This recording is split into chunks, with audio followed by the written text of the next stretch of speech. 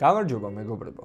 ბოლო დღეებში ინტერნეტი აფეთქდა, ანთროფიკმა ახალი ხელსაწყო კლოდ დიზაინი გამოუშვა და ყველა იმაზე საუბრობს, რომ თურმე დიზაინერების ერა დასრულდა და ფიგმა სერიოზული საფრთხე ემუქრება. როგორც დიზაინერს მსგავსი ხმამაღალი განცხადებები ცოტა ღიმილს მგვრის.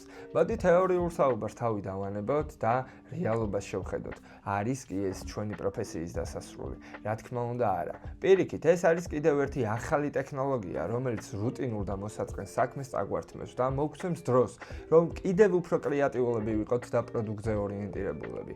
დღეს მე გაჩვენებთ რეალურ პრაქტიკულ მაგალითს. მე მაქვს კონკრეტული დავალება. მინდა ავაწყო marketplace-ის ვებსაიტის გვერდი. ამისთვის წინასწარ მომზადებული მაქვს ჩემი ბრენდის ლოგო, research-ის ფაილი და მაქვს ერთი რეფერენს საიტის screenshot-ი, რომლის სტრუქტურაც მომწონს.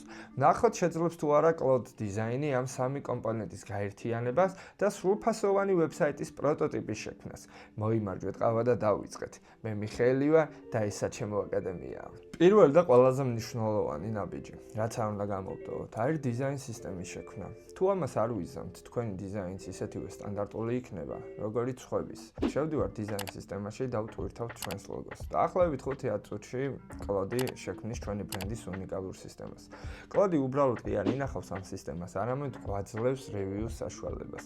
ის გვაძლევს საშუალებას, რომ ვნახოთ შექმნილი ფერები, ფონტები, ტიპოგრაფია და რაც მთავარია, ღია და მუქ რეჟიმებს. ჩვენ შეგვიძლია სათითაოდ გადავხედოთ ამ ვიზუალებს. თუ ყველაფერი კარგადაა, ვაჭერთ looks good. მაგრამ თუ არ მოგწონს, მაგალითად მუქ რეჟიმში ტექსტის კონტრასტი ცუდია, ვაწვევით needs work. ვუწერთ კომენტარს და ის მაშინვე ასწორებს ამ კონკრეტულ დეტალს. ეს გვაძლევს გარანტიას, რომ ჩვენი დიზაინი 100%-ით ჩვენს ბრენდს მოერგოს. ახლა კი გადავიდეთ მთავარზე, პროტოტიპის შექმნაზე. ვირჩევთ პროტოტიპს, ვუთითებთ ჩვენს ახლად შექმნილ დიზაინ სისტემას და high fidelity ვერსიას, რათა რეალურ საიტს გავდეს. ვტვირთავთ ჩემს research ფაილს და ვაგდებ რეფერენსის საიტის screenshots. ვწერ მარტივ prompts. შექმენი marketplace-ის მთავარი გვერდი. სტრუქტურისთვის გამოიყენე ადვირთული screenshot-ი. შინაარსი ამოიღე research ფაილიდან და ყველაფერი ააწყვე ჩემი დიზაინ სისტემით. ესეც შედეგი. სტრუქტურა ზუსტად ისეთია, როგორც რეფერენსში ვქონდა, მაგრამ ფერები, ფონტები და ტექსტები მთლიანად ჩვენია. თუ რედაქტირება დაგჭირდება, ისე ძალიან მარტივია. არანაირი კოდის წერა ან გრძელი პრომპტები. პირდაპირ ვაკლიკებ ტექსტს, ვუცვლით ფერს, ზომას, დაშორებებს, ზუსტად ისე როგორც ფიგმაში. ასევე შეგვიძლია გამოვიყენოთ comment ფუნქცია, მოვნიშნოთ ღილაკი და ვუთხრათ გაადიდე. ან ავიღოთ ხატვის ხელსაწყო, პირდაპირ შემოვხაზოთ ეკრანზე რაღაც ნაწილი და იქ შევიტანთ ცვლილებებს. და ბოლოს ექსპორტის ღილაკით შეგვიძლია ის ყველაფერი handoff to cloud code-ით გავიტანოთ. სადაც ჩვენ დიზაინს რეალურ Next.js კოდში გადაიყვანს და რეალურ პროდუქტს მივიღებთ. შედეგი ნამდვილად შთამბეჭდავია.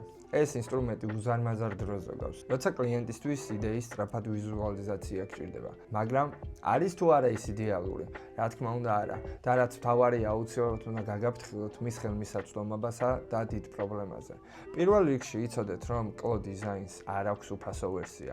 ის ხელმისაწვდომია მხოლოდ მათთვის, ვისაც უკვე ნაყიდი აქვს Pro, Max ან Team გამოწერა. და თუნდაც Pro ვერსია გქონდეთ, წინ დაგხვდებათ მთავარი პრობლემა, ლიმიტები. კლოდ დიზაინი ძალიან სწრაფად ხარჯავს თქვენს ყოველკვირეულ ლიმიტებს. და ამ ერთ დიზაინ სისტემის და პროტოტიპის შექმნამ შეიძლება Pro ანგარიშის კვირის ლიმიტი 75%-ამდე წაიღოს სულ რაღაც რამოდენიმე წუთში.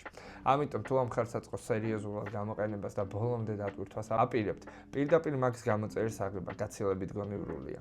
რომ შევაჯამოთ, კლოდ დიზაინი არ კლავს დიზაინერებს. ის კლავს სტანდარტულ მოსაწყენ პროცესს და ჩვენ გვაძლევს საშუალებას, რომ იდეები წამებში ვაქციოთ რეალობად. თქვენ რას ფიქრობთ კლოდ დიზაინზე? დაწერთ კომენტარებში თქვენი აზრი. არ დაგავიწყდოთ ვიდეოს მოწონება და არხის გამოწერა, რათა არ გამოტოვოთ მსგავსი ვიდეოები. დროებით. მე მიხეილი ვარ, ესა ჩემო აკადემიაა.